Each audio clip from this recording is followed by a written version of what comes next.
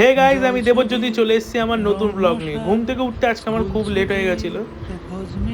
এদিকে কোকোর সকালের খাওয়া দাওয়া হয়ে গেছিলো, ভাই করিয়ে দিয়েছিল।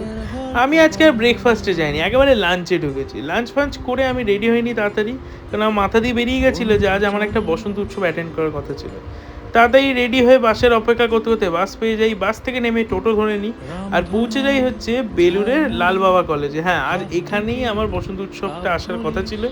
এখানে একটা সাংস্কৃতিক অনুষ্ঠান চলছে, সবাই নাচানাচি করছে, সুন্দর সুন্দর।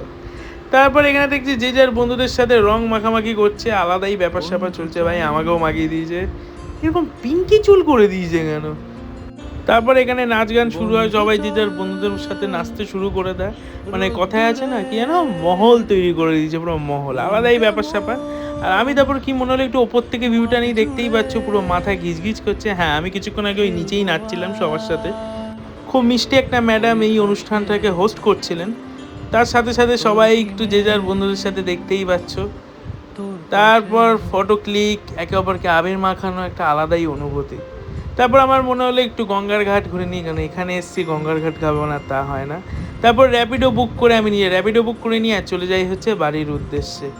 ভাই র্যাপিডোওয়ালা কাকু খুব ভালো, আর আমাকে দেখতেই পাচ্ছ পুরো কেউ ভূত লাগছে। তো আজকের ভিডিও এখানেই, দেখা হবে পরের ভিডিওতে, টাটা।